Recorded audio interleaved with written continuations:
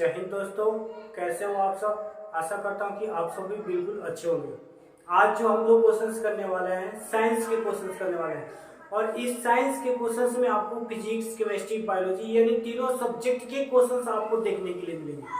कैसे कैसे आपको क्वेश्चन देखने के लिए मिलेंगे, ये क्वेश्चन जो है ये काफी इंपोर्टेंट क्वेश्चन होने वाले हैं आपके एग्जाम के लिए और बहुत बार पूछे जाने वाले क्वेश्चंस आपको कराया जाएगा। ऐसे ऐसे क्वेश्चंस चुने गए हैं इस क्लास में जो क्वेश्चंस काफी बार एग्जाम में पूछे गए हैं और पूरा का पूरा संभावना है कि ये क्वेश्चंस इस बार के एग्जाम में आपको जरूर देखने के लिए मिलेंगे। तो चलिए आइए हम लोग शुरुआत करते हैं आज के पहले क्वेश्चन से जो कि साइंस से लिए गए हैं, ठीक, और देखते हैं कि क्या होता है वो पहला क्वेश्चन। आइए देखते हैं जो कि काफी इंपोर्टेंट है। कह रहा है कि संगमरमर का रासायनिक सूत्र क्या है। आसान भी है और क्लास में, लाइव क्लास में इस क्वेश्चन को काफी ज्यादा बार आप लोगों को कराया भी गया है, ठीक, और आशा करते हैं कि ऐसे ऐसे क्वेश्चन आपको जरूर याद होने चाहिए, बिल्कुल ही याद होने चाहिए। अगर नहीं याद हुए तो समझिए कि आप बिल्कुल जीरो है। इस टाइप के क्वेश्चंस अगर आपको याद नहीं है तो बिल्कुल आप जीरो है। हर हाल में ऐसे ऐसे क्वेश्चंस आपको याद होने चाहिए। संगमरमर का रासायनिक सूत्र क्या है आपको बताना है।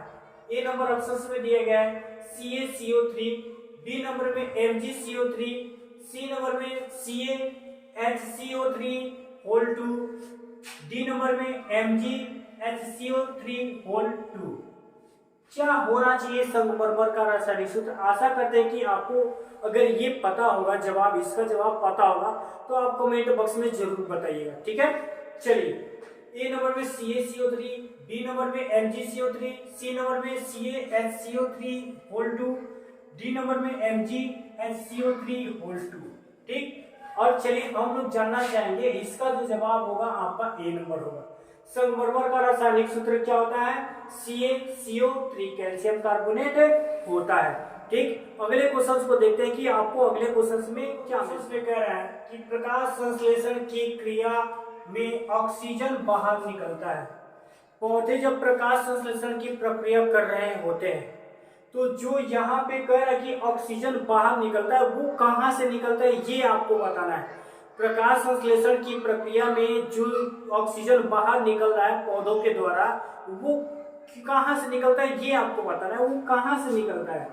ऑप्शन ए में दिया है आपको जल से, बी नंबर में CO2 से, सी नंबर में ग्लूकोज से और डी नंबर में डिक्टियोजोम से। क्या कह रहा है। ए नंबर में जल से, बी नंबर में CO2 से, सी नंबर में ग्लूकोज से और डी नंबर में डिक्टियोजोम से। तो हम बता देना चाहते हैं कि प्रकाश संश्लेषण की जब प्रक्रिया होती है उसमें जो ऑक्सीजन बाहर निकलता है तो वो कहाँ से निकलता है, तो वो जल से निकलता है। कहाँ से निकलता है, जल से, ठीक, क्योंकि जल H2O होता है तो वहां से जो H2O है H हट जाता है, खत्म हो जाता है, उसका उपयोग कर लेता है और उसमें से ऑक्सीजन जो है वो बाहर निकलने लगता है, ठीक है। यानी ध्यान रखना है आपको कि प्रकाश संश्लेषण क्रिया में जो ऑक्सीजन बाहर निकलता है वो कहाँ से निकलता है, तो जल से निकलता है। कहाँ से निकलता है, बिल्कुल आपको ऑप्शन ए में नजर आ रहे होंगे, जल से, है ना। चलिए आशा करते हैं कि ये जरूर समझ में आया होगा और हर एक क्वेश्चन आपको बिल्कुल समझ में जरूर आएंगे। रटने की तो आवश्यकता है नहीं, बिल्कुल नहीं है ना। चलिए आइए हम लोग 3 नंबर क्वेश्चन को देखते हैं कि 3 नंबर क्वेश्चन को देखते हैं। काफी इंपोर्टेंट क्वेश्चन है, ये भी बहुत बार एग्जाम में आपको देखने के लिए मिल चुके हैं और इस बार भी संभावना है कि ऐसे ऐसे क्वेश्चन आपको एग्जाम हॉल में जरूर देखने के लिए मिलेंगे। इसमें क्या कह रहा है कि मैग्नीशियम पाया जाता है जी। क्या कह रहा है, मैग्नीशियम पाया जाता है। किस में पाया जाता है ये आपको बताना है। जो ऑप्शंस दिया गया उसमें से आपको कोई एक ऑप्शन चुनना है। क्या कह रहा है, मैग्नीशियम पाया जाता है, किस में पाया जाता है। ऑप्शन ए नंबर में दिया है क्लोरोफिल में, बी नंबर में लाल रक्त कण में, सी नंबर में बर्नी लौक में और डी नंबर में श्वेत रक्त कण में। मैग्नीशियम किस में पाया जाता है, ध्यान रखना है क्वेश्चन को। मैग्नीशियम किस में पाया जाता है, तो ए नंबर में दिया है क्लोरोफिल, बी नंबर में लाल रक्त कण, सी नंबर में बर्नी लौक और डी नंबर में श्वेत रक्त कण, है ना। तो हम आपको बता देना चाहते हैं ऐसे ऐसे क्वेश्चंस आपको पहले भी देखने के लिए जरूर मिले होंगे, ठीक, और याद भी रखना है, ध्यान में भी रखना है कि क्लोरोफिल में क्या पाया जाता है, मैग्नीशियम। यानी मैग्नीशियम जो पाया जाता है किस में पाया जाता है, तो क्लोरोफिल में पाया जाता है। चलिए अगले क्वेश्चन से 4 नंबर क्वेश्चन को देखते हैं कि इसमें आप क्वेश्चन को देखते हैं। काफी शानदार क्वेश्चन है और क्या कह रहा है, इंसुलिन की कमी के कारण रोग होता है। किस चीज की कमी के कारण? इंसुलिन। अगर हमारे शरीर में इंसुलिन की कमी होने लगता है तो उस समय में कौन सा रोग होता है, ये आपको बताना है। इंसुलिन की कमी के कारण रोग जो होता है उस रोग का नाम बताना है। ऑप्शन में आपको मिलेगा, ए नंबर में मिलेगा घेगा, बी नंबर में मधुमेह, सी नंबर में क्रिएटिनिज्म और डी नंबर में बौनापन। ठीक है, इन चारों में से कौन सा ऐसा रोग है जो कि इंसुलिन की कमी के कारण होता है?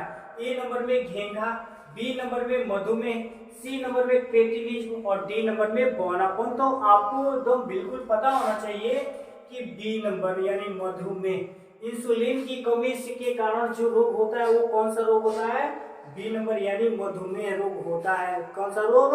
मधुमेह रोग होता है। ध्यान रखना, इंसुलिन की कमी के कारण मधुमेह होता है। अगला क्वेश्चन यानी 5 नंबर क्वेश्चन को हम लोग देखते हैं कि आप देखते हैं कह रहा है कि दृश्य प्रकाश में, किसमें? दृश्य प्रकाश में किस वर्ण का तरंग दैर्ध्य अधिकतम होता है? दृश्य प्रकाश जो होता है उसमें आपको ये बताना है किस वर्ण का, यानी किस रंग का जो प्रकाश होता है उसका तरंग दैर्ध्य सबसे अधिक होता है। बिल्कुल आसान क्वेश्चन है ये, बिल्कुल ही आसान क्वेश्चन है। दृश्य प्रकाश में किस वर्ण का तरंग दैर्ध्य अधिकतम होता है ये आपको बताना है। ऑप्शन आपको मिलेगा, ए नंबर में बैगनी, बी नंबर में लाल, सी नंबर में नीला और डी नंबर में पीला। ए नंबर में बैगनी, बी नंबर में लाल, सी नंबर में नीला और डी नंबर में पीला। तरंग दैर्ध्य अधिकतम, तो अधिकतम के लिए तो हम लोग चल सकते हैं बिल्कुल लाल पर चल सकते हैं। ये सबको पता है कि लाल रंग यानी लाल वर्ण का जो तरंग दैर्ध्य होता है वो सबसे अधिक होता है। आइए हम लोग अगले क्वेश्चन से 6 नंबर क्वेश्चन की तरफ बढ़ते हैं और ये भी लाजवाब क्वेश्चन है, काफी मस्त क्वेश्चन है। ये कई बार पूछा गया हुआ ये क्वेश्चन है। हम जो भी क्वेश्चन यहाँ पे आप लोग को करा रहे हैं वैसे वैसे क्वेश्चन करा रहे हैं जो कि काफी ज्यादा बार पूछे गए हैं। वही क्वेश्चन हम लोग को ज्यादा देखने के लिए मिल रहा है जो सभी सब्जेक्ट से आपको देखने के लिए यहाँ पे मिल रहे होंगे। क्या कह रहे हैं? विद्युत शक्ति का SI मात्रक होता है। विद्युत शक्ति जो होता है उसका SI मात्रक जो होता है वो क्या होता है? ऑप्शन ए में आप देखेंगे वोल्ट, बी नंबर में देखेंगे वाट, सी नंबर में देखेंगे जूल और डी नंबर में देखेंगे कूलम। ठीक है, यानी विद्युत शक्ति का SI मात्रक जो होता है वो क्या होता है? ए नंबर में वोल्ट, बी नंबर में वाट, सी नंबर में जूल और डी नंबर में कूलम। इसमें से क्या होना चाहिए? विद्युत शक्ति का SI मात्रक। ठीक है, तो हमारे देखने से तो ये बी नंबर होने चाहिए, है ना। कमेंट बॉक्स में भी आप लोग जरूर बताइएगा कि इसका आंसर क्या होगा ना। विद्युत शक्ति का SI मात्रक क्या होगा? बिल्कुल बी नंबर यानी वाट होगा। अगले क्वेश्चन चलिए 7 नंबर क्वेश्चन को देखते हैं कि 7 नंबर क्वेश्चन को देखते हैं। ये भी आसान क्वेश्चन है और लाजवाब क्वेश्चन है। क्या कह रहा है? विद्युत बल्ब का तंतु बना होता है। जो विद्युत बल्ब आप देखते हैं उसमें जो तंतु ऐसे बनाए गए होते हैं, 2 तार लटका करके उसमें बीच में जो तंतु बनाए गए होते हैं वो किस चीज का होता है ये आपको बताना है। विद्युत बल्ब का तंतु बना होता है तो किस चीज से बना होता है? आइए ऑप्शंस को देख लेते हैं। ए नंबर में आपको मिलेगा लोहे का, बी नंबर में तांबा का, सी नंबर में टंगस्टन का और डी नंबर में एल्यूमिनियम का। क्या कह रहा है? विद्युत बल्ब का तंतु बना होता है ए नंबर में लोहे का, बी नंबर में तांबा का, सी नंबर में टंगस्टन का और डी नंबर में एल्यूमिनियम का। काफी आसान और शानदार क्वेश्चन है ये और बहुत बार पूछा गया है ये क्वेश्चन है। तो इसका जो जवाब होने की संभावना है नहीं, पूरा का पूरा संभावना है सी नंबर आपको जाएगा, जो कि सी नंबर आपका करेक्ट आंसर है यानी टंगस्टन। विद्युत बल्ब का जो तंतु बना होता है किस चीज का होता है? टंगस्टन का। याद रखिएगा आप लोग, बिल्कुल ये याद रखने योग्य क्वेश्चन है। अगले क्वेश्चन से नहीं 8 नंबर क्वेश्चन को हम लोग देखते हैं कि 8वें नंबर में आपसे क्या 8वां नंबर को देखते हैं। ये भी बहुत ही मस्त क्वेश्चन है और क्यों मस्त है आइए देखते हैं। क्या इसमें कह रहा है? कह रहा है कि नाभिकीय ऊर्जा प्राप्त करने हेतु आवश्यक है। नाभिकीय ऊर्जा जब प्राप्त करना होता है तो कौन सा ऐसा पदार्थ हमको चाहिए कि जिस पदार्थ के कारण हम लोग नाभिकीय ऊर्जा उत्पन्न कर सकते हैं यानी प्राप्त कर सकते हैं, ना। तो यहाँ पे कह रहा है कि नाभिकीय ऊर्जा प्राप्त करने हेतु आवश्यक है। तो क्या आवश्यक है भाई ये आपको बताना है। चलिए ऑप्शन हम लोग देखते हैं। ए नंबर में आपको दिया गया हीलियम। क्या नाभिकीय ऊर्जा प्राप्त करने के लिए हीलियम की आवश्यकता पड़ती है, या फिर क्रोमियम की, या फिर यूरेनियम की, या फिर एल्यूमिनियम की, है ना। क्या कौन सा इसमें से पदार्थ आपको दे दिया जाएगा तो आप नाभिकीय ऊर्जा प्राप्त कर सकते हैं ना।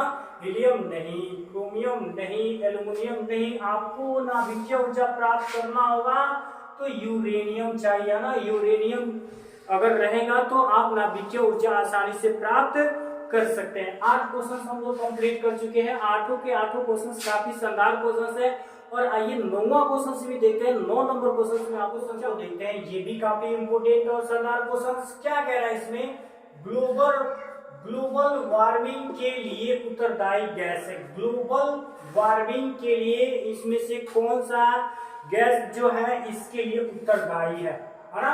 ऑप्शंस आपको ए नंबर में मिलेगा O2, बी नंबर में मिलेगा NH3, सी नंबर में CO2 और डी नंबर में N2 है ना। क्या कह रहा है, ग्लोबल वार्मिंग के लिए उत्तरदायी गैस जो है इसमें से कौन सा ऐसा गैस है जो इसके लिए उत्तरदायी है, यानी ग्लोबल वार्मिंग के लिए उत्तरदायी है, ये आपको बताना है। ए नंबर में O2, बी नंबर में NH3, सी नंबर में CO2 और डी नंबर में N2 है ना। तो हम आपको बता देना चाहते हैं कि ग्लोबल वार्मिंग के लिए जो उत्तरदायी गैस है वो आपको CO2 है जी। क्या है, CO2, यानी CO2 गैस जो है वो ग्लोबल वार्मिंग के लिए उत्तरदायी है। याद रखना है, ध्यान रखना है, एग्जाम में आपको ऐसे चुप ना हो है ना। हर एक क्वेश्चन को आप लोग ध्यान से देखें, समझें और इसको ध्यान में रखें है ना। ग्लोबल वार्मिंग के लिए उत्तरदायी गैस क्या है, CO2 गैस है। अगला क्वेश्चन चलिए 10 नंबर क्वेश्चन को देखते हैं कि 10 नंबर क्वेश्चन में आपको क्या होता है। 10 नंबर क्वेश्चन को देखते हैं और 10 नंबर क्वेश्चन में आपसे क्या करना है, बहुत ही इंपोर्टेंट क्वेश्चन है ये। इतना इंपोर्टेंट क्वेश्चन है कि जिसका जोड़ नहीं। क्यों इंपोर्टेंट है, क्या है इसमें, क्या पूछा जा रहा है, आइए देखते हैं। इस क्वेश्चन में आपको एक से अधिक भी क्वेश्चन बन सकते हैं। कैसे, आइए देखते हैं। लिटमस विलियन बैंगनी रंजक होता है। लिटमस विलियन, लिटमस पत्र का नाम आप लोग सुने होंगे और बिल्कुल सुने होंगे। इसका जो रंग होता है कैसा होता है, यहाँ से एक क्वेश्चन आप देख सकते हैं, बैंगनी होता है, ये भी आपको ध्यान रखना है। लिटमस विलियन जो रंग का होता है वो किस रंग का होता है, बैंगनी, ये आपको ध्यान रखना है। अब क्या करा है, जो निम्न में से किससे निकाला जाता है, ये जो लिटमस विलियन है ये कहां से निकाला जाता है, किससे निकाला जाता है, ये आपको बताना है। बहुत ही इंपोर्टेंट क्वेश्चन। लिटमस पत्र का नाम जब भी आप केमिस्ट्री पढ़ते होंगे उसमें जरूर आपको सुनने के लिए मिलता होगा ना, ठीक है। तो और ये जो बात है, ये लिटमस विलियन जो है बैंगनी कलर का तो होता है, ये सही बात है, लेकिन ये निकाला किससे जाता है ये आपको बताना है। ये ऑप्शन ए में दिया है लाइकेन, बी में दिया है लाल पत्ता गोभी, सी नंबर में हल्दी और डी नंबर में पेट्रोनिया फूल, ठीक है। ये किससे निकाला जाता है, लिटमस जो है वो किससे निकाला जाता है, लाइकेन से, लाल पत्ता गोभी से, या फिर हल्दी से, या फिर पेट्रोनिया फूल से निकाला जाता है।